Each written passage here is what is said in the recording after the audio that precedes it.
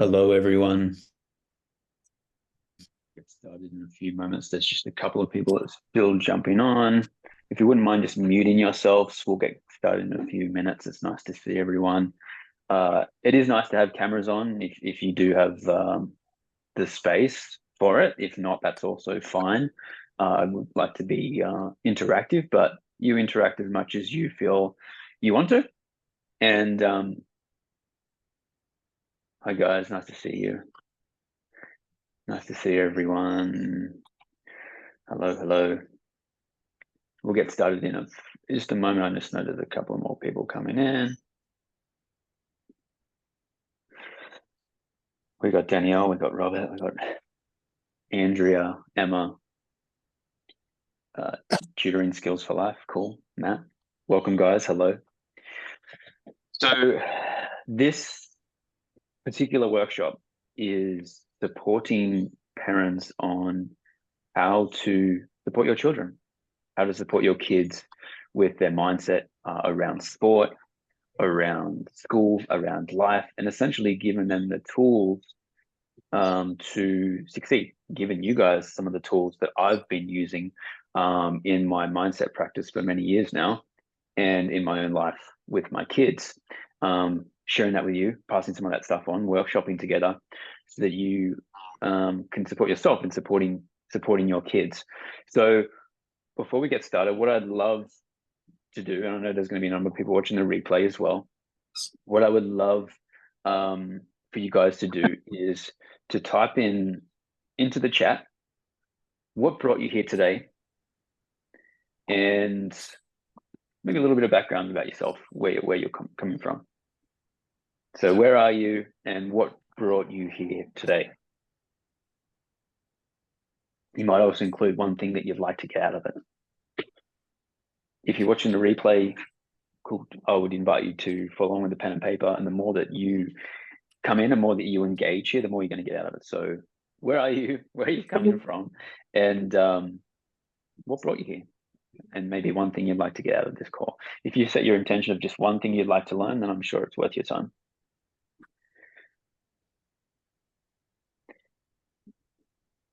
We got Cassandra coming in. Please type it in the chat box. Why are you here? What brought you here today? And where are you coming from? That's right.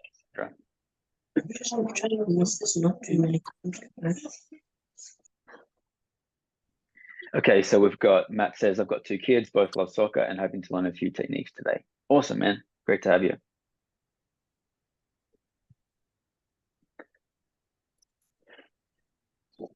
I've got 2 boys myself, 7 and 5. Robert says, looking at different ways to upskill and support our kids in life and sports. Awesome. Fantastic.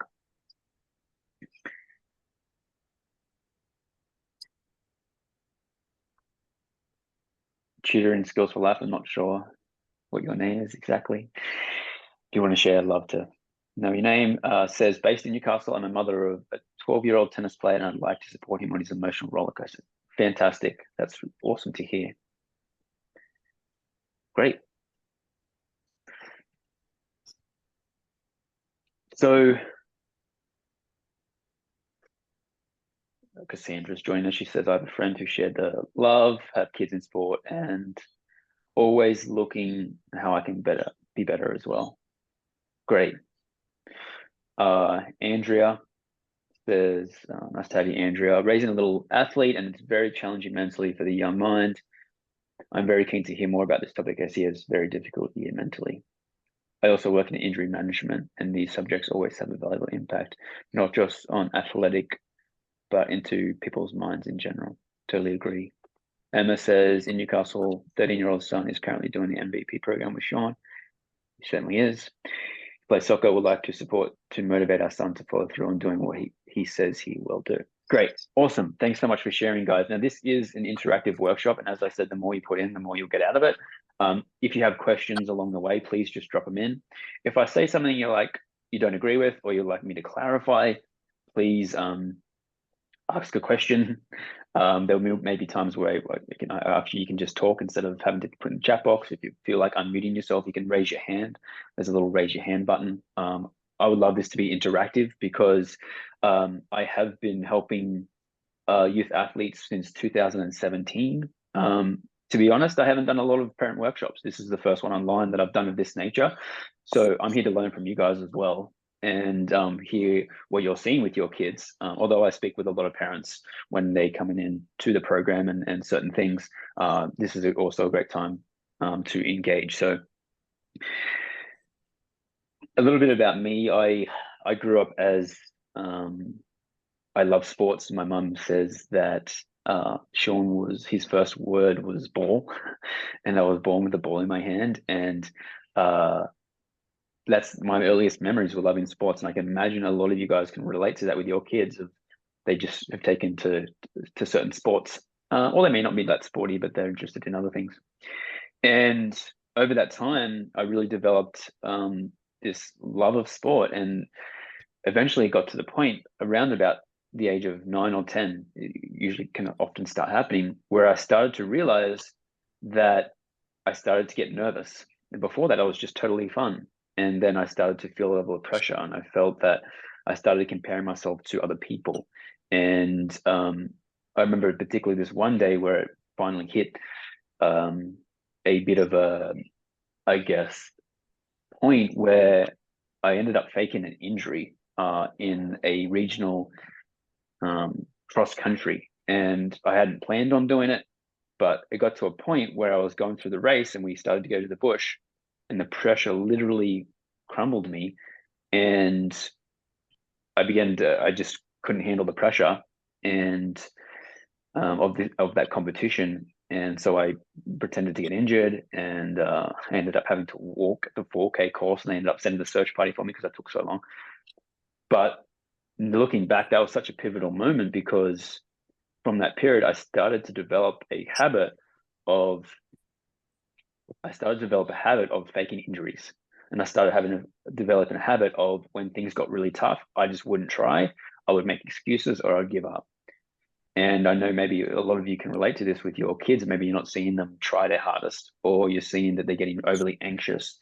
And at this point, I just had no help, and I imagine my mum and dad were, there, but asking questions, but we'll get into a little bit more. You guys are here to learn, and I just didn't have the support at that time. And what that led into was a lazy teenager.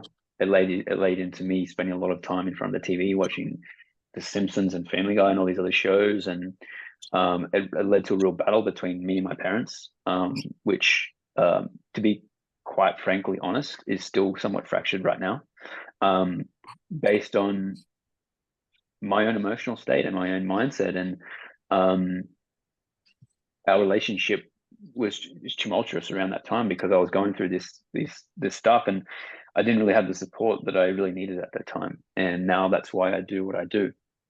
Going back, and I got into things like strength and conditioning, and I found a love for weights and training, and that really led me into a growth mindset, which led me into personal training, which led me into working with the youth, which now leads me into what I'm doing now full time with working the mindset. And so over the last 6 or 7 years, I've worked with hundreds of thousands of kids who deal with things like pre-game anxiousness, maybe to the point of panic attacks. Kids that you need to rush to the toilets before games, multiple times you don't eat on the games, social situations, things like not feeling confident to talk to adults or to we even talk to their friends sometimes in certain situations, and I don't really know what that's like. Getting anxious before school, or for me, was like speech and public speaking. As I said, another big one for me, and I see a number of kids, is also motivation. Spending too much time on video games when they could be studying or, getting to the gym or doing extra things for their sport. Maybe it's confidence things and, really backing themselves. And oftentimes at the bottom of what your child may be experiencing, what your child is experiencing, ultimately is a fear. It's some ultimate belief that I'm not good enough. other people are better than me, that if I don't win, then I won't be loved. And this is at a deep level, but it shows up in lack of motivation. It shows up in not trying that hard. It shows up in worrying before games and all these types of things. So as a parent, I know that for you, this can be hard to watch. This can be hard to experience sometimes. I know for a lot of parents that I've spoken to, there can be a worry that something's going to happen. Maybe you can already see that, when they come into social situations, you're starting to get anxious because you feel like there's an episode coming, or you can see that they're not going to have the best game because you can already see they're in their head. They're already starting to show signs. It can be hard to watch when they're just not enjoying themselves with their sport anymore, or there's tears on the field, or their all friends are talking and they're like kind of just standing out, just watching. They're shy and not kind of making new friends, or they're just not really having that fun. It can be really hard to watch as a parent. And so today I'm going to be sharing some things that I employ with my clients in my MVP program with kids. Some things that have helped me as a parent as well, and some insights that can support you on this journey. There has been a big change. There is a change happening right now, and you guys are part of this change. So I'm really glad that you've made the time to be here, because you could be watching Netflix, or you could be, I don't know what else, watching cat videos on YouTube. And what you're doing right now is you're investing in yourself and you're investing in your family. So I would also say this is not the norm, and doing so is sure to pay off dividends for you and your family, because right now we're going through this change in society whereby we're starting to become more aware of the importance of mindset on levels of happiness and on success. We're starting to introduce things like meditation to primary school. We have mental health days. We have well-being days sometimes at school. Companies are investing in well-being.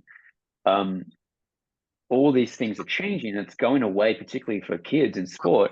It's going away from just sport skills and just train twice or 3 times a week in your sport, and that's enough to succeed in that sport, or just learning, just turning up to school is enough to get the grades that you need. People are becoming more aware that there's something that's different. It's not just, hey, be good get your sports skills and you'll be a professional athlete, or you'll get that team, or you'll make that team, or just show up to school and you'll get the grades. We're starting to realize that something else is needed, because kids are struggling. And not even kids are struggling, human beings are struggling. Human beings are struggling with the level of happiness, fulfillment, and the level of success in our life. And it comes down to the conversation that we're having today.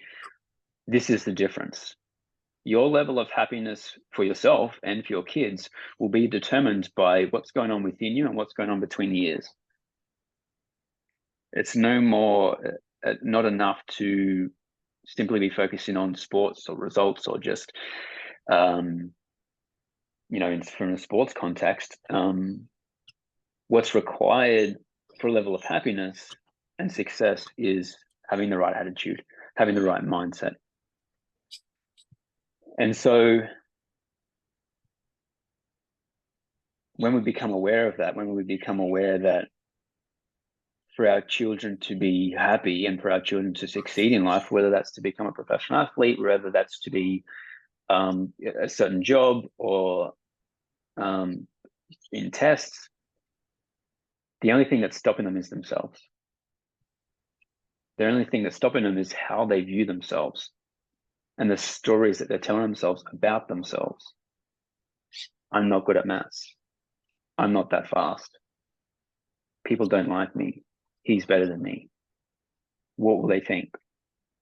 All these mental stories are playing in the background of our minds as human beings. And what I teach, one of the things that I teach in my program with the kids, is helping them become aware of the stories that are going on, helping them become aware of these fears and actually look at them and turn towards them instead of running away with them. Too often, somewhere along the way, if we haven't been taught how to deal with our emotions and fear, then what that turns into is adults with problems. It turns into teenagers with problems, and then also adults with problems. Because addictions and negative behaviors come from a lack of worthiness, come from a lack of belief in oneself. And when kids learn from a young age, it doesn't matter what age they are, but it's never too late to start. It's always the right time to start. How to handle their emotions, how to think more positively about themselves. Things should start to change really instantly, and it starts to put them on a new trajectory. Let's get a question here. Does this make sense so far, guys? And is there any other questions? I'm going to get into some more practical teaching stuff here in a moment, but is it making sense? I'm just wanting to set this conversation up before I actually teach, to give the context of what we're talking about. Sasha says, has mindfulness, meditation, etc., always been a part of professional sports and the life of athletes? Yeah, great question. It's becoming more of a part. I've been studying this a bit, and the athletes that do succeed have a level of presence and belief in themselves and confidence and a state of mind, whether it's become natural or it's learned or a bit of both. Most people, it's a bit of both to get to that point. And so people like Michael Jordan and Kobe Bryant, and I know a lot of basketball sense because I know the person that worked with them. They had that mindset anyway, but then they were introduced to some techniques. And so, to answer your question, some athletes have begun doing this naturally. Others have more regularly, at least, have learnt concepts. Most professional athletes now have some type of mindset coach, and are doing some type of mindfulness practice, visualization, meditation. And it dates back, it dates back to the samurai days and all of these kind of things. But to answer your question, the people that become great have a certain level of mindset, have a certain way that they think about themselves in the world, and it's either natural or learned. Typically, it's a bit of both. Does that answer your question, Sasha?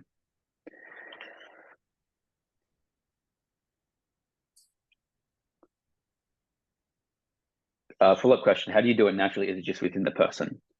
Yeah. So when we're born, we come through basically.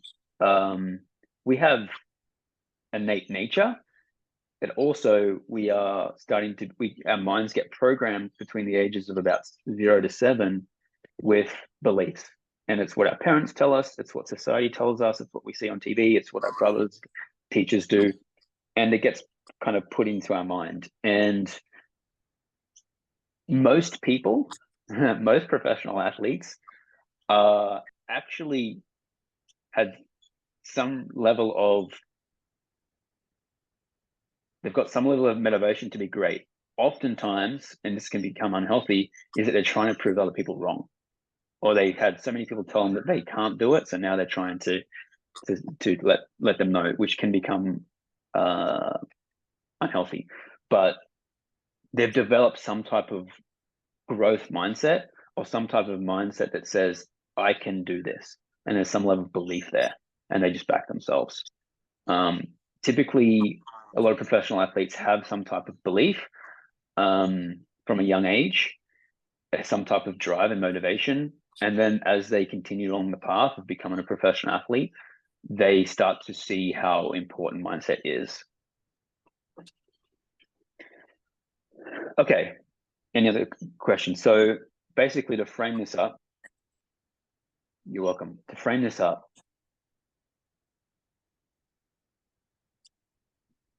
kids learn from us as parents and other people, and they start to develop stories about themselves.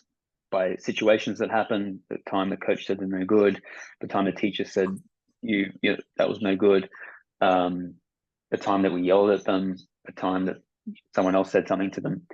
And how we support our kids the best is by becoming more aware ourselves.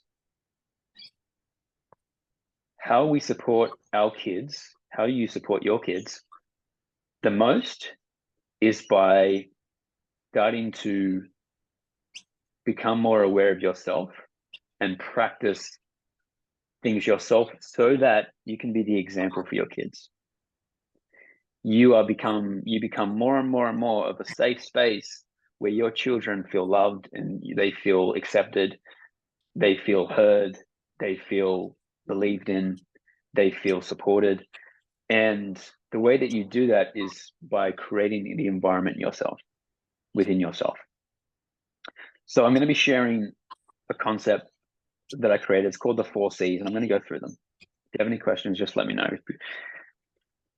The 4 C's. If you get these 4 C's right, you are really setting yourself up to be a next level parent and help your kids get to the next level in their own life. Because quite honestly, I think you guys all know this, parenting is hard. Parenting is challenging.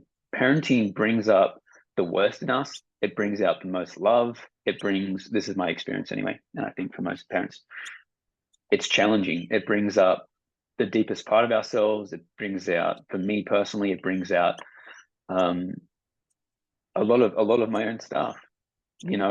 To be quite frank, I grew up in a household that my dad was physically and emotionally, psychologically abusive. Now, he was intending to be a good man. He's not a bad person. And that's just how he grew up, and what he learned as a parent. And he took a lot of that stuff out on me. And I had a lot of physical punishment. I had a lot of psychological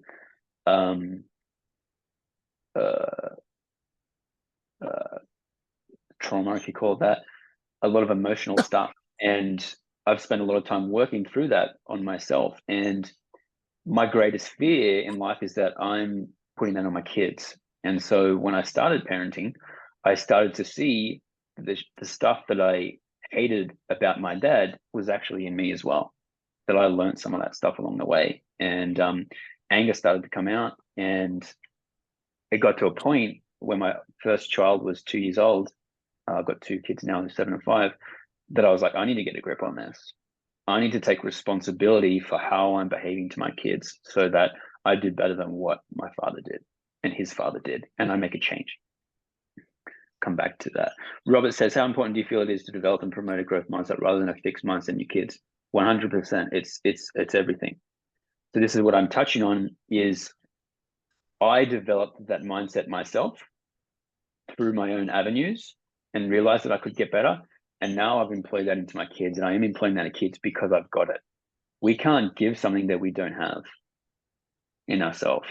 And it's hard for our kids to believe in themselves if we don't believe in ourselves. It's hard for our kids to be compassionate with themselves if we're not being compassionate with ourselves, because they watch what we're doing. It goes into them. Now, this can become a conversation of such great awareness that, okay, kids see more and follow more and replicate more than what they hear. You ever notice that sometimes your kids don't listen to you? And there's an old quote that says, who you are speaks so loudly that I can't hear what you're saying. And I know for myself that my kids sometimes just don't listen to me. It goes in one ear out the other, and and I realize I haven't filled up their emotional cup. I haven't actually played with them first. They're just like, yeah, whatever. It just goes in one ear out the other. And then I'm like, okay, yeah, cool. I haven't actually listened to them that well. So why would they be listening to me? So to answer your question, Robert, I think it's paramount. I think it is critical, because if we use the growth mindset term as defined as a mindset of I can get better, a mindset of I can improve, and a fixed mindset of I'm stuck this way and I am how I am and there's no getting better. to me, that feels incredibly limiting. And I choose to believe that we can get better. And I've certainly done that in my life and seen many kids grow. So the 4 C's, let's come back to them. The first one, as I'm pointing to, is congruency. Congruency. What does that mean? Congruency means, nice to have you, Reese. Congruency means that you are being an example of how you want your kids to be. So I went in a jiu-jitsu competition the other day, and I'd been quite stale in my training, and I hadn't been very motivated to do a lot of physical activity of that type. And then I realized that my kids were replicating that, and they do jiu-jitsu class as well. And they were starting to see that dad wasn't trying that, that well. He wasn't really enjoying it. And they were then showing up in their class unmotivated, and they were showing up in their class kind of screwing around and not really focusing. And I'm like, yeah, okay, cool. And then a competition came up. I'm like, this is my first competition. I'm going to go for it.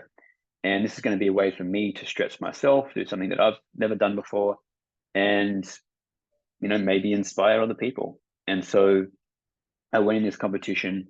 I'll tell you a little bit more about that the other time, but it was challenging and I learned a ton. And then my kids, immediately after that, they watched the match. They went home and trained for an hour like they've never trained before. They trained together, and they're very intense, but also very mindful. They saw dad be very, respectful to his opponent and respectful to the referee. And I mimicked the behavior that I want to instill in my kids. So congruency is about going first with how you want your kids to be and being the example for that. If you want your kids to be doing more physical activity, are you replicating that? Are you showing that yourself? Are you doing that yourself? Because it can be really easy for us to, and I've done this so many times, and I catch myself, to tell our kids to do something or tell someone else to do something. And particularly as a coach, I've got to be conscious of being congruent myself. But what speaks the most to our kids is them seeing us do it and being an example.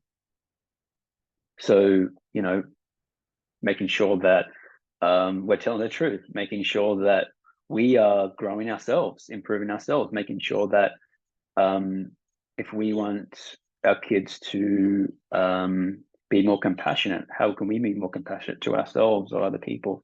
If we want to instill the value of hard work into our kids, are we getting out now? Are we maybe building something with them? Are we showing that with them? If we want them to get off the couch, are we getting off the couch? Are we turning the TV off? Are we going outside? If we want them to be more social, are we, having more people around the house or whatever it is? Congruency is about going first. Congruency is about being the example that we want to see in our kids.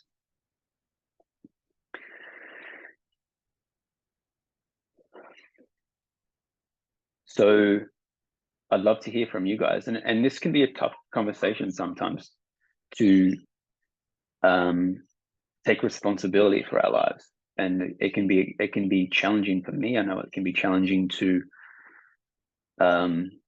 it can feel like this weight on our shoulders that about doing better, or maybe we start to blame ourselves for how our kids are. We start to blame ourselves or get down on ourselves and start talking negatively to ourselves about, I'm so lazy, or it can just be easy to ignore this and take the easy route. But I'd love to hear from you. Where do you feel like you can be more congruent in your own life with your kids? I'd love to hear in the chat, or you can unmute yourself. Does it make sense what I'm saying with congruency? And how do you feel like you can be more congruent in your own life so that you are being an example for your kids? What's one area? It's like maybe I could start going to the gym more, or maybe I could speak more kinder to my kids and encourage them to speak more kindly. Or maybe I could listen more to my kids and encourage them to listen more to me. Or maybe I can I don't know, step outside of my comfort zone, encourage my kids to do the same. Love to hear in the chat. Where do you feel like you could be more congruent in your own life? Matt says, yeah, that makes sense. Less on my phone. 100%, man. I can really relate to that. As I said before, when I notice that my kids are not listening to me and I'm trying to speak to them and they're kind of like looking down, and I'm like,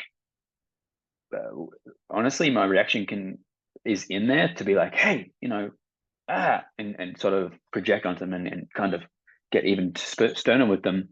But the reason why they're doing that is because I've told them too much things, or I haven't listened to them enough. I haven't been present with them. And if I haven't been present with them, what are they learning from me? Less time on the phone is one that I remind myself. Be more present and fully listening. Yeah, great point, Emma. So continue on. I love to keep seeing some answers in here. The first C is congruency. The next C is being conscious. And this ties into the conversation around being present. Ultimately, what our kids we can base our relationship with our kids around is being more present with them and being more conscious of ourselves. Oh, I'm on my phone. Oh, they're not listening to me. And instead, our mind wants to go towards it's their fault, they're not listening, and I want to reprimand them. But what if I just, okay, how can I commit this differently? Why may they not be listening to me now? Or we begin to be more conscious of our own fears, our own emotions. How are we feeling when our kids are in a social situation and they, for example, I had this parent that I spoke to, and she was telling me that, her daughter was kind of lashing out. She plays netball, and she was lashing out at teammates, and there was tears on the court, and she would kind of take it out on her teammates. She would be like, "Oh, come on, girl!" And her mum said to me, like, it's embarrassing, And we get to part of being conscious is recognizing when we get embarrassed about our children. Oh, am I getting embarrassed? And I can relate to this. Oh, am I getting embarrassed when they have an episode? Am I getting embarrassed when they shy in social situations because I want them to be like other kids? Just notice it. Just notice and become aware of what's there. It can be so easy as parents, and I totally know what this is like. It can be so easy as parents to, put our focus on our kids and tell them to do better, and we can absolutely do that. But just recognize, just become aware of how am I feeling about this situation? How am I feeling about my kids when that's going on? And starting to take responsibility for your own emotions and your own thoughts so that you're not projecting onto your kids, so that you're taking responsibility and claiming that. And from that place, then you can respond with more kindness. Because if we become unconscious, what we're going to do is we're going to replicate what our parents did to us and what their parents did to them, which is oftentimes for most people, I think, I know for me and for most of us, our parents could have done better. They did the best they could. And there's probably things we're aware of that we would have liked them to do better, or we want to do better ourselves. So becoming conscious means you can respond better to your children and to other people, your husband, your partner, your kids, people at work. Becoming conscious means becoming aware of your thoughts, your feelings, your behaviors, and choosing to act and be someone that you're proud of, and behavior that you want others to replicate or you want to see more in the world. Does that make sense?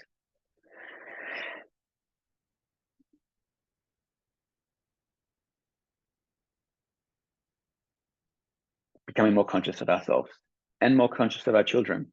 I'll get to your question in a second, Sasha. Becoming more conscious means also becoming more conscious and understanding of our kids. Why might they be feeling this way in social situations? How might I have influenced this? How can I support this more? Asking yourself these questions. What might they be experiencing? And from there becomes some level of compassion, which I'll talk more about. being conscious means become more aware of our behaviors, more aware of our actions. And that way we can intend to do better or how we want to be. Sasha says, fortunately, work playing tennis with my son isn't an option for me. I see. So events would doing physical exercises that I do regularly and sharing the love for the sports enough to be congruent in that sport? Great question. Some great questions today, guys, and keep them coming, please. So I think about this, Sasha, in terms of the quality that you want to instill in your child. If the quality is hard work or effort, then how can you represent that?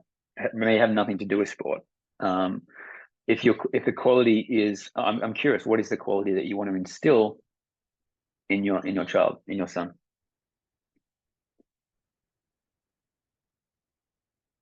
Cassandra says, I sort of agree, but I think that is the point at which we feel shame. If they don't do well, it's our fault somehow. Yes, I'm so glad you brought this up, because this is where my natural default is too. Where I've been before, that if I'm not being a certain way, or if I'm influenced somehow, that can bring a deep level of shame and guilt. It's important for us to face that. Otherwise, we're hiding from ourselves. It's important for us to face our own shame and our own guilt, so that we become conscious of it and aware of it, and we're not projecting it on. And then what we do is we claim it. Now, this goes into the work that I do with parents around their emotional states and learning to give themselves self-compassion and self-love, and be able to alchemize that shame instead of running away from it, ignoring it. Is, if we do feel shame, like any other emotion, we feel it, we claim it. It doesn't mean that we blame ourselves or blame anyone else, or that we shame ourselves or shame anyone else. What it does mean is that we become aware, and our body is like, you know what? Okay, yeah, there is some level of shame or guilt or embarrassment or fear, and I'm just feeling that. Most humans, most of the time, have never been taught how to feel their emotions. They've been taught to push it down. They've been taught to distract themselves. They've been taught to hide from it, and it comes out in really awful ways.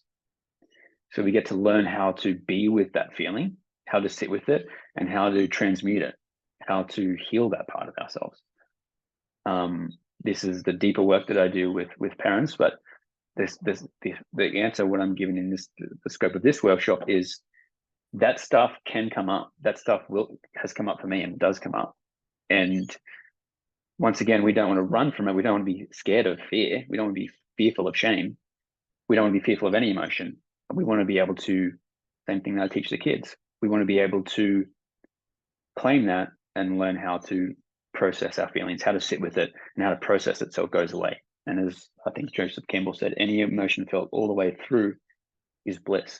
We move through that, and now we don't have that part of ourselves, or it's different, and we can be better, we can respond better. Yes, we sit in it and move forward, correct. So this can feel, and has felt for me, challenging, because now it's, we get to look at our stuff. This is incredibly empowering, because when we realize that we are influencing our kids, how we relate to them, and we have the growth mindset of, okay, well, I can do better if I want to be able to do better. Or, a key part of this is also recognizing, having the level of acceptance and gratitude of how awesome you're doing now. The fact that you're on this workshop proves to me that you guys are in the top percentage of parents, because you're actually looking at how you can support your kids more. The fact that you're on this call is proof that you are in this new world of parents who are bettering themselves and helping to better their kids.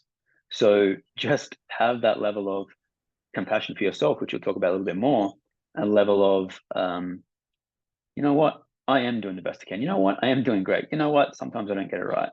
None of us are perfect. It's useful to look at how to get better. We must be doing that from a place of, I accept how things are now, and I'm doing the best that I can, and having compassion for ourselves, because otherwise it gets dark. We start to blame ourselves and get down on ourselves. That's not useful for anyone. What is useful is, okay, there's the things that I can do better. I want to do better at. What do I do? And this is what we're here for. What do I do? Nice to have you.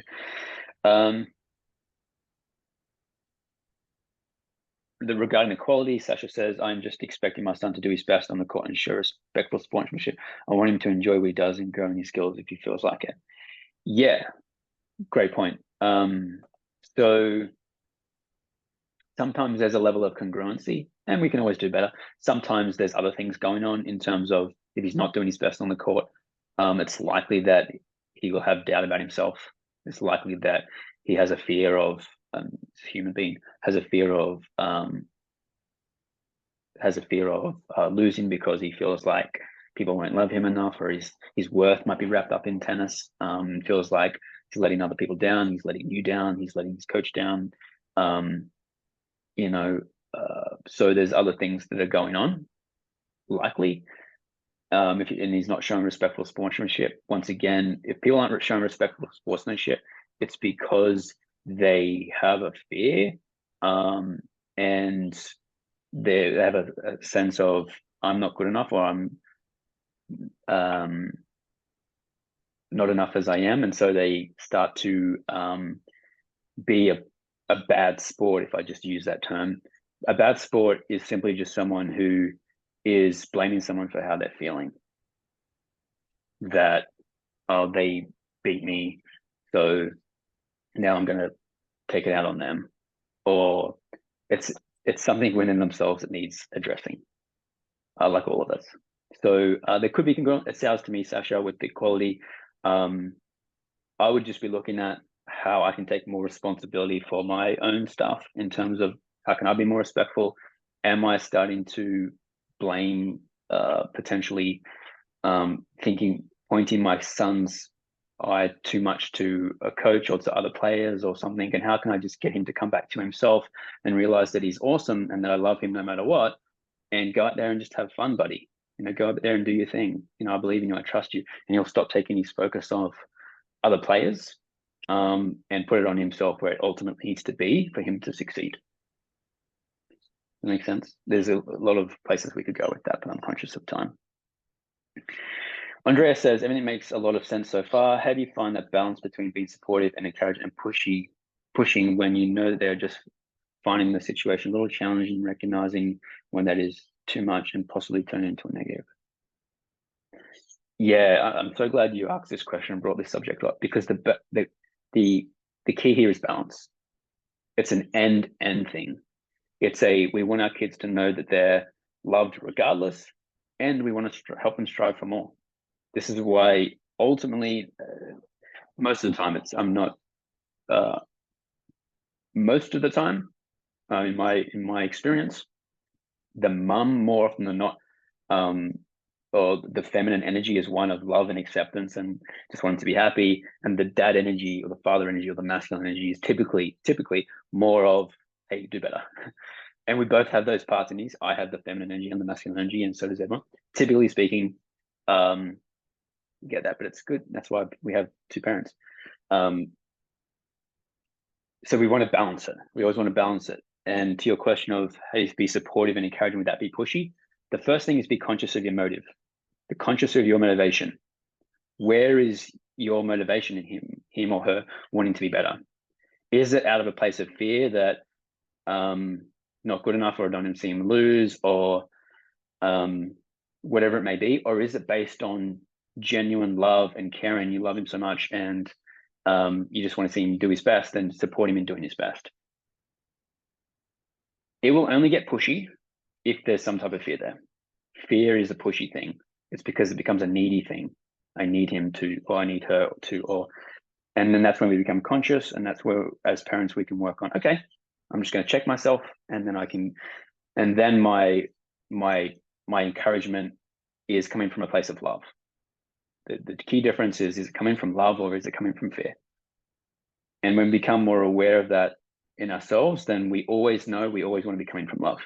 Anytime we're coming from fear, which shows its face up in fear of embarrassing, anxiousness, any of those negative emotions certainly are based in some type of fear. So then we just, once again, we work on being with ourselves and moving through that. And then we're back to being able to encourage them from love. Is it coming from fear? Is it coming from love? How can I get it to become more from love? That's, if I was to wrap that up in the workshop in all of it, it's coming from love. I hope I answered your question there. I just want to make sure I get to these other questions.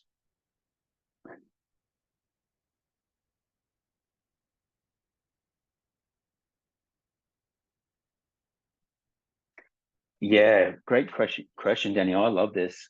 So great, keep coming, guys. Now, I will kind of wrap this up at 7:30, but I'll also stay on as long as you guys want to answer questions for those that want to stay back. I've got more time, but I just wanted to be respectful of everyone else's time. I place a high value on sportsmanship for my children, and my son is super competitive and he beats himself up.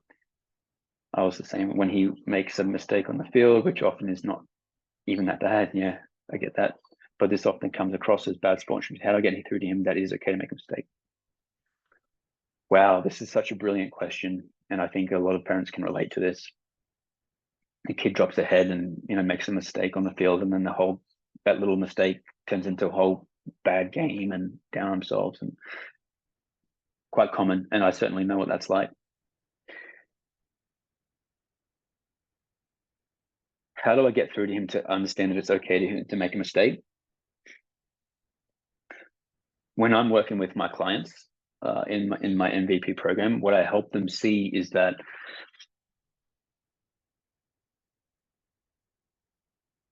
losing is part of the game, and that we oftentimes learn more from losing. And I'll kind of give you the spiel, and then I'll get a bit into it. I like to help them see mentally, there's a mental level of it, of helping them see that we either win or we learn, and that mistakes are part of the game and we can move on from it. On a deeper level, the root needs to be pulled out. What do I mean by that? If you had to think about a garden, I used to be a gardener before I was a coach. And so in gardening, if you've ever done any gardening, if you pulled out a weed before, you know that in your gardening, if you want to pull out a weed, if you want to pull out weeds in your garden, you've got to get the roots. Otherwise, if you just kind of pull it and it snaps off the top, or you just trim the top, it grows straight back up exactly where it was. So what I mean by that, and the root in our child's minds, the root in our human mind is fear. This is the importance of where I start in my work with the kids, is that they are ultimately seeing that if I make a mistake, that means maybe I'm going to lose. I'm scared of losing, and I'm scared of losing because people are going to look at me differently. I'm scared of losing because mum and dad were going to get angry at me. I'm scared of losing because my coach might yell at me. I'm scared of losing because my friends won't think I'm very good anymore. I'm scared of losing because ultimately people won't love me as much and I'll be alone. Right? So we can tell them and this is where a lot of people, parents get into, and it can be helpful. We're telling on a logical thing that mistakes are okay, but we're not getting the root. It's like breaking off the weed rather at the top and not getting the root. Does that make sense? We need to pull out the roots, which is the fear. We need to address the actual underlying fear of, what am I scared of? And it takes steps for you children to get there. And ultimately, you can just start by having these conversations. It's like, hey, Tommy, what happened? I'm going to get into communication next. What happened? Tell me a little bit about what happened when you made that mistake.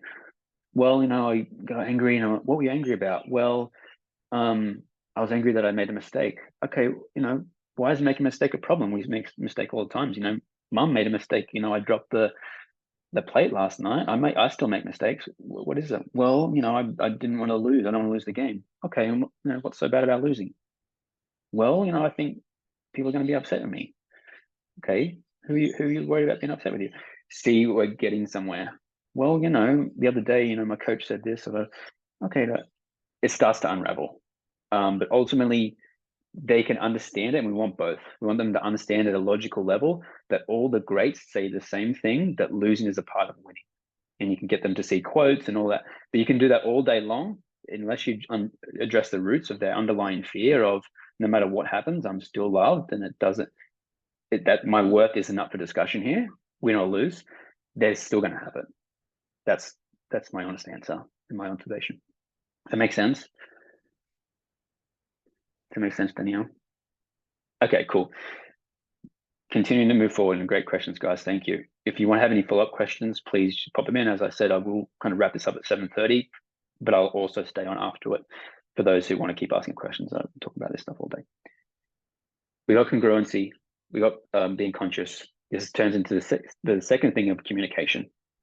Once you become more congruent within yourself and you're kind of leading by example, you're more conscious of how you're speaking. You're more conscious of how you are, responding to your kid. You're conscious of your own thoughts and your own emotions, your own fears and your own behaviors. Now you can begin to communicate from that place of love, and you can start to be more aware of your language and how present you are. How much are you listening to your kids? How can you listen a little bit more? Typically, particularly for dads, I think for me, typically dads generally talk more and mums kind of listen a bit more, but that's not, general rule of thumb. Almost always we can listen a bit more. Almost always we can get curious about what's going on. Maybe we can ask some better questions. We can ask some follow-up questions. We can allow our curiosity to be our guide. Maybe we can choose different words. We become aware of how we can be expert communicators with our kids. Because you change one word, you say something differently, and it can lead to defense rather than openness. Example might be,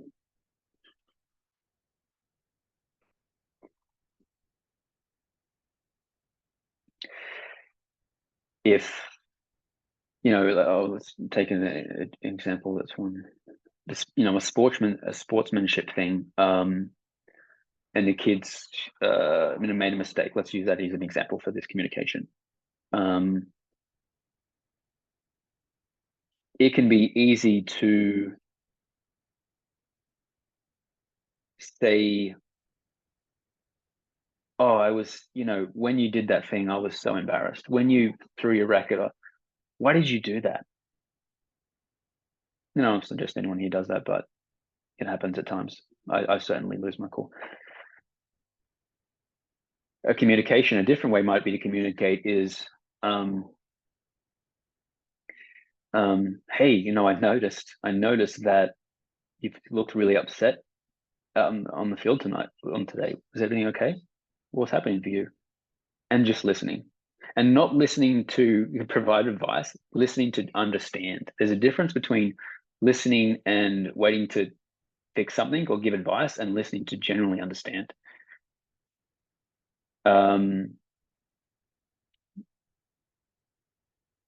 key part of this communication part is seeing how we can check ourselves and come from love, and how we can be conscious of our words and look at more of how we can use positive language to our kids and find the things that they're doing great and praise them and speak to them and encourage them, versus looking at the things that they did wrong and focusing on that. Because whatever we focus on in life, we get more of. And this is a critical point of this workshop is, if we think our kids have a problem, we're going to see them through a lens of they have a problem. This can be a slippery slope in terms of the work of psychologists and other areas, where our mind becomes, there's a problem. Now, there's a difference between seeing my kid has a problem, or this is a problem, and focusing on it and begin to have a belief that they've got a problem, versus noticing that something's happening and, okay, how can I understand it? How can I, through understanding that, I'll have more compassion, and through more compassion, how I can see what they actually need. What's the need that they're missing here? people can go to therapy for 10, 20 years and never really get anywhere because they still think they have a problem. And their therapist thinks that they have a problem, and everyone's fueling the problem. Ultimately, instead of looking at, okay, this is what's going on, I can have a level of acceptance of this, but how can I find the great in here? How can I find the awesome? How can I just focus on what's right instead of what's wrong? And if I focus more on what's right than what's wrong, I'll start to see more of what's right in my own life and my kids' lives, and they'll start to see it too.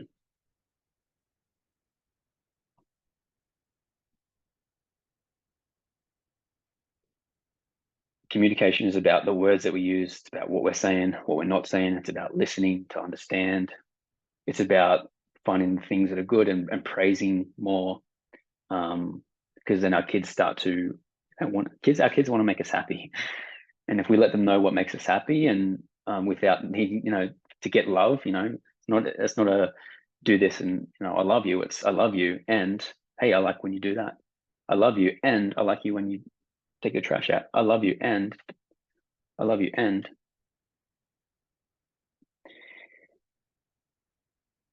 the fourth one is compassion. I mentioned it a number of times here. Compassion is compassion with ourselves. I have a tendency to get down on myself because I know a lot of this stuff. And sometimes when it doesn't go perfect, I can blame myself, be like, and then I get to have compassion for myself of, yeah, I'm a human being. And I get to have compassion for my dad, of how I was raised, his dad. I get to have compassion for my kids. I get to show them that I'm not perfect. I get to show them that I'm still, getting better.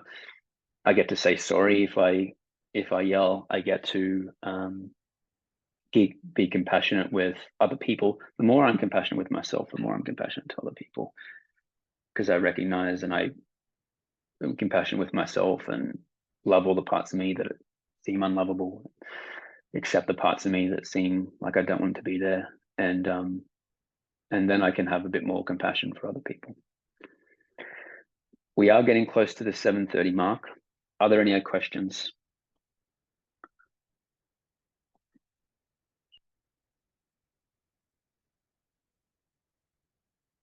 Time goes quick. We got congruency, we got conscious, we got communication, we got compassion, and we got embodying more of these 4 C's, as I call them, will really help our kids feel that love and us be supporting them from a place of love and ensuring that that's the case as much as we can. And when we get it wrong, we just acknowledge it and we give ourselves compassion and we move on.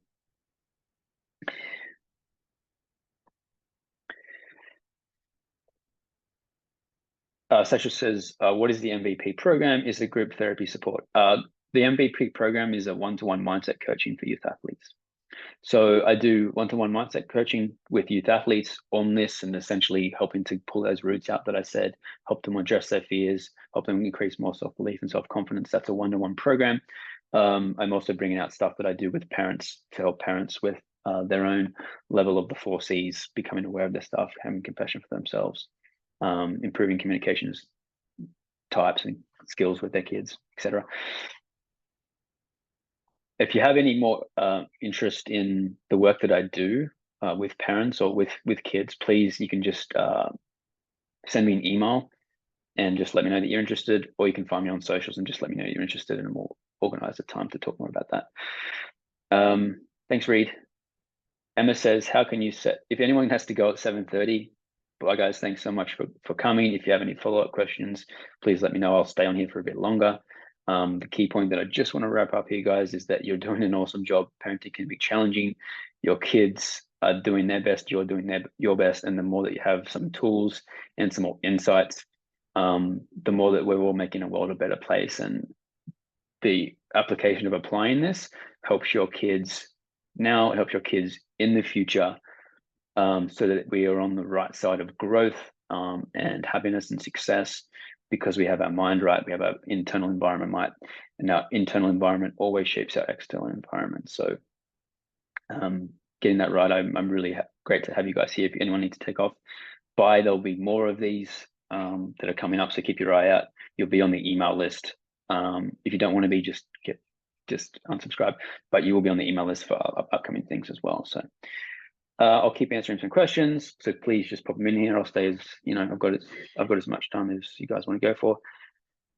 Emma says, how can you set boundaries, especially around things like screen? Oh, love this question. That make it feel like you're punishing them. Great question, because I think this is on a lot of people's minds. I've certainly experienced this with my kids. Nice to see you read. Kim says, great program, best thing we ever, I guess, did. Yeah, I think that's Kim, whose son was in the program. How can you set boundaries? Cool. The first thing to do is to get clear on what it is that you want for your kids and what it is that you want for your family, is to get clear on what the actual boundary is. Okay, and so how I do this, at least anyway, is, okay, what is the problem here? Where's this balance point? Where's the too much and maybe not enough? And then what I do is I speak with my kids, and I will say something like, hey kids, time to have a chat about something. I'll sit them down and I'll make sure that I'm in a good space. First of all, I make sure that I'm feeling good. I don't want to be coming from this place of anger and annoyance with it. If I'm doing it from a reactive place, it typically doesn't go well. It never goes well from that place. So what I do is I create the space to address it. And I would make this the same with everything.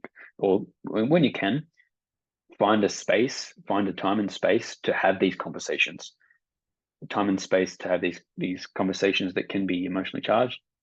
And then I'll say something like, okay, we're going to have a conversation. Come and sit down, boys. And I will, say we're going to have I want to have a conversation about screen time. And then what I do is I'll share with them, honestly, my experience. So could you be something like this? Hey guys, I've noticed that you guys have been on the screen, for the last couple of hours now, and I want to talk about why I'm feeling annoyed and worried about this. A key part is sharing your feelings, because when you share your feelings with your kids, they automatically start to listen, because it's a different type of thing. They pay attention. So, and I take responsibility for it. I'm feeling annoyed right now. I'm feeling angry, and they start to listen. So, and then I'll have a conversation around the screens, which could be like, I want you guys to be happy, and I want you to be healthy, and I want you to be really strong. I'm obviously speaking to 7 and 5-year-olds, so change the language, right? And I know for me, I'm sharing my experience. When I watch too much TV, I start to feel really tired. I get a little bit, and I just want to make sure that I'm being the best dad for you that I can be, and I want to have a talk about how much screen time we think is ideal. And then what I typically do is I'll share my experience and about screen time, and then I'm not coming from a place of fear. I don't want to make them feel guilty. I don't want to paint screens as bad. I don't want to paint them as good. I just want to help us get clear on what's the right thing for the kids and for the family. And so then I'll say, do you ever notice that you get tired when you watch too much? Or do you ever notice that or And my kids will be honest with me. And then what I'm doing here is just open up a dialogue. I don't want to get too much into the nitty gritties of the language, but what I'm doing is sharing my experience without projecting onto them, sharing my experience. And I'm starting a dialogue about, this is what I think, and ultimately I'll make the final decision. But when I'm coming from that place, the kids make really good decisions, because they feel that I'm working with them. I am working with them, and I'm not angry. I'm just there to have a conversation. And so I'm starting dialogue about this. The difference between punishing them and making a boundary is that the boundary, they see that it's the best for them, and they see that it's the best for them. And punishing is typically, you did the wrong thing and now you're getting punished. It's more so empowering versus punishing. Let's make a great choice. Hope that was helpful. Robert says, been sitting here watching the boys train, which is about to wind up. whilst listening to this fantastic chat. Thanks for sharing your time and knowledge with me, Sean. You're welcome, mate. Greatly appreciated. The goal is and always will be continuous improvement. Yes, mate. Let's be compassionate and that's it. Yeah, you're welcome, Emma. Just coming from a place of dialogue, making sure that I check my energy before I come on. Any other questions, guys? I'd love to hear from you. What was one takeaway that you've had today, or one thing that you can implement? Because there's a lot we can listen, but if we're not actually changing, or the action really helps to change. So I'd love to hear one key takeaway that you guys have had today. And if there's any more questions, just keep them coming. As I said, if you're specifically interested in, I'll answer questions about the work that I do. If you are interested in that, also just send me an email or a message on social media. Side question: my son Taj tore his ACL. I love that name. I wanted to call my first son Taj. Tore his ACL earlier this year, and I was out for 3 months. And that was a stress fracture in his foot. This is really what can I do to help him mentally? Great question, Danielle. Thank you for asking it. Because injuries can be a big one for people. I know they have been for me and some of my clients. What can I do to help him mentally? The first thing that I would be looking at is helping him process the emotions. When someone's getting down, it's because the emotions are bringing them down. So as parents, when we learn to kind of move through and sit with our own emotions and process them, it's easier to guide our kids. But ultimately, what I would be looking at doing is helping him process the emotions. There's probably emotions of sadness there, of frustration, of anger, maybe some others that when he processes, he'll start to look up more, literally and metaphorically speaking, because the things that are getting him down are emotions and stories around their emotions. The possible story may be, I'm sad because I can't play, right? I don't want to be injured because now I can't play what I love, which is totally normal and totally understandable, right? We just want to help him process those emotions. And this is a key part of what I do in the program with the kids, is helping them learn how to process emotions so that they can move through things like this really quick and not get themselves down. And when they do process the emotions, the story changes in their mind. And then they start to naturally, once they process those emotions, they naturally start to see the good in stuff. They start to literally look up. Things are looking up, and their head will literally look up more. And they'll feel better. So their emotions is what's getting them down. We want to look at how we can do that. How I would do that is having a conversation with him.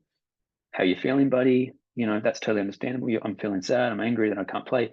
I totally understand that. Now you're not trying to change it. You're just helping him accept and acknowledge what's going on.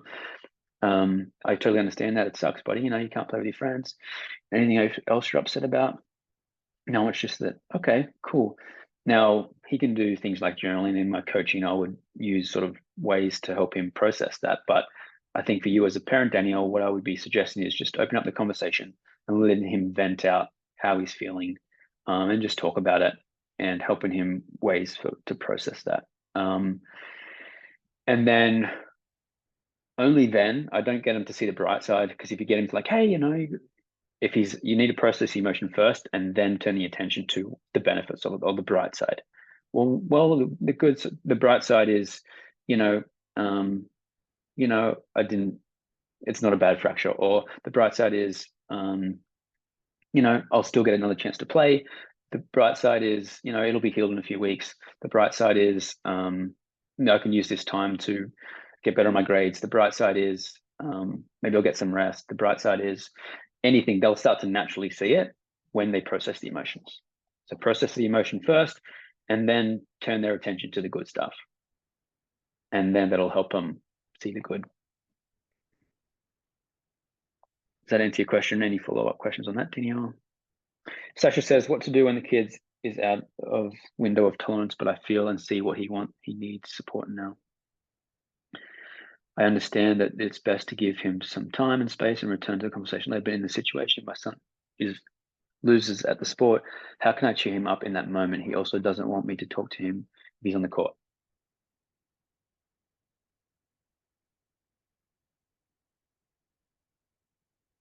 Okay, so what I'm gathering is that you can see that he's experiencing something, but he's not wanting help. How do I help with that, right? Give him space, return to that. How can I cheer him up in the moment? Okay, great question. So I think as I'm reading the question, it's like he's struggling on the court, he's upset, he's getting maybe his head down, he's lost a game. How can I cheer him up? The first thing that I'll say, Sasha, is we want to get comfortable being able to sit in the uncomfortable. The wanting to cheer him up can actually exacerbate the problem. What I mean by that is, as parents and as people, we want to learn how to sit with uncomfortable emotions. That if our son is upset, the natural response for us is we feel upset for them. And then oftentimes the second thing that comes is that we want to make him feel better. The problem with that sometimes is that if we're trying to make them feel better, they think we're trying to change them and that we're not accepting how they're feeling right now. So then they're resistant to our change. You ever feel angry and it's like, someone says, just calm down or just feel better. Sometimes we're not ready for it. If he's telling you, there could be other things going on. I know for me, in my experience, and I think this is true for most people, if not everyone, we want to be acknowledged with our emotions. We want to be validated. We want a level of acceptance with how we're feeling before we change it. So for you, what that means is I would be looking at what experiences you're having, what feelings you're having, and address your own feelings first. It would be really helpful for us as parents to be able to be with an uncomfortable or an unpleasant emotion. The emotion could be embarrassment. The emotion could be sadness. The emotion could be anger. And we want to be able to be with our own emotions that we're experiencing by watching our child. Now, if we do that and we do that well, now when we're coming to provide some level of support with our kids, they don't feel like, because what they're ultimately feeling is in some way, I'm not loved because I'm experiencing this, or mom doesn't like me because, or something along the lines of embarrassment for their own feelings, their own actions. They want that part of them to be loved. They want to just be loved and held. So how we do that is by being conscious and aware of our own experiences about what they're going through and claim our own emotions and be with that, so that then when our kid's ready, we can have a conversation with them. This is the key part of it, addressing our emotions as best we can or being aware of that before we try to help. And so then I would be having a conversation with them. First of all, I'd be looking at my own emotions, what's coming up for me when he's on the court and when he's getting down and when he's losing. Okay, well, maybe I feel angry. Maybe I feel frustrated. Maybe I feel embarrassed. Okay, cool. How can I take responsibility for my own emotions and learn how to work through that, move through that? And then what needs to happen? I only look at what needs to happen after I've taken look at my emotions. And then it's like, okay, well, now I need to have a conversation with my child that this behavior that he's doing is not appropriate. Maybe there needs to be some clear communication with him that, hey, the other day, Tim, when you smashed your racket and you walked off the court without shaking the other person's hand, for example, I felt really embarrassed that happened. I was feeling really embarrassed at that time. I understand, Tim, that you're upset at that time, but smashing your racket or not shaking that person's hand is unkind and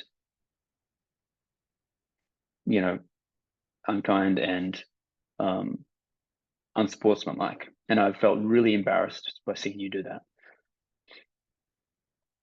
And now you can just share with them honestly how you feel, and then be like, hey, I'm here to support you. I want to see you out there. I want to be able to support you. I want you to be able to let me in more. Like, what can I do? What's going to help you? What can I do to help you open up to me more? Or how can I best support you? That's a great question to ask them. How can I support you, Hindi? How do you want to be supported? Because you see that in situations, you seem really upset, and I'm getting upset that. How can I support you? See, now you're asking them what they want. That's where I'd be going with it. I'd be looking at my own stuff. I'd be sharing with them honestly how I'm feeling, if I feel like that's needed or if that's appropriate. And then I would be asking them, how do you want to be supported? I'm here to support you. I love you. I don't care if you win or lose. I love you no matter what. But I see when you're upset, I get upset. How can I support you? Is there any ways that I can support you? And if you say that, I think there'll be a different conversation about asking how they want us to be supported. Does that make sense? Looking what's there for you. Maybe there's a conversation that needs to be had if you think there's a behavior that's out of line and needs to be called into line. And then I'd also be asking how they want to be supported, if they have any ideas, or how you can give them some ideas, because you just telling them you want to support them. How do they want to be supported? By asking, and then that's the communication part, right? Listening. Any other questions, guys?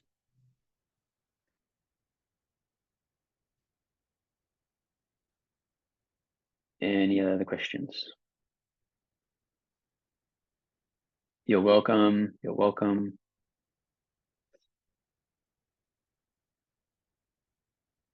Yeah, it's been fun. These are important conversations, and I'm glad to have you guys here. Great intro. Great intro. Yeah. Awesome, guys. If there's any more questions, I'll hang around for a little bit longer. The replay will be sent out after this. If you're already watching the replay, then you've got the replay. If you're interested in hearing more about the work that I do with athletes and what I'm putting together for parents around this stuff and going deeper into this stuff, this was an intro today. Please let me know. You can also follow me on social media, Sean Bastock, if you're not already. But if you're interested in hearing more about some of that work, if it's resonating, please just send me an email or find me on socials and send me a message, and we'll go from there. And we'll have a chat about that. But that looks like it's it, guys. Thank you for your time, because parenting is maybe the most important job in the world, and it's my endeavor to be the best parent that I can be. And having you guys here as well is we're creating great change. The reason why you're here is because you're looking to better yourself and your children. And so I really applaud you and thank you for your time. Thank you for what you do with your kids, because it's great work. So thank you for what you do. I truly mean that. Thank you. Such says, any tips for the children to pull themselves out of the negative thought during the game? Yeah, great question. So typically what I do, one of the tools that I give my clients is something that I call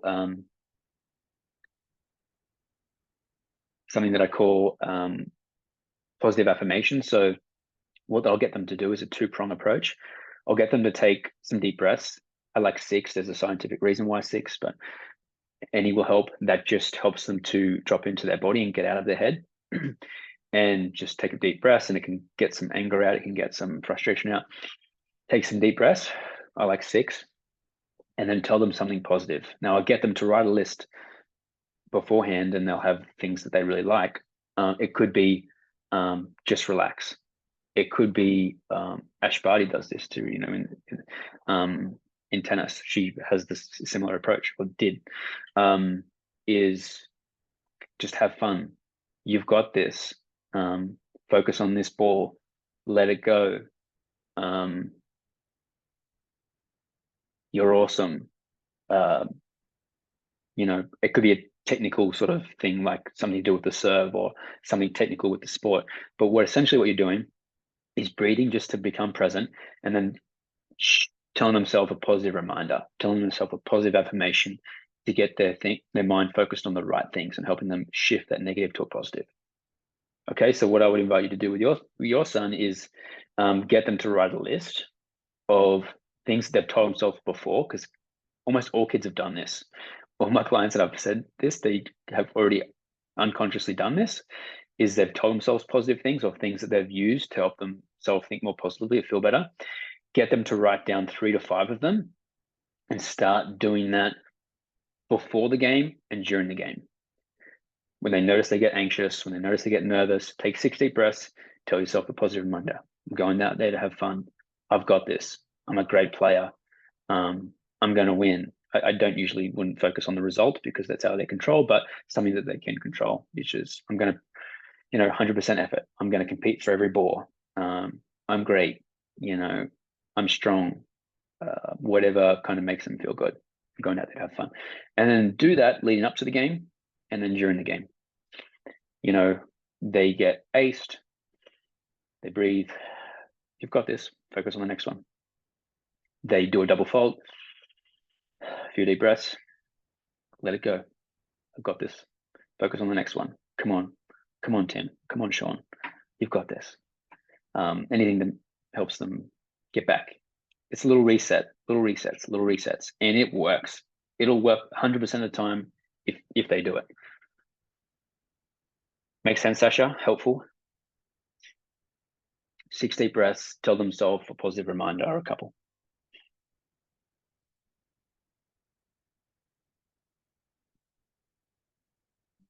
This has been fun, guys. Any other questions? Does that make sense?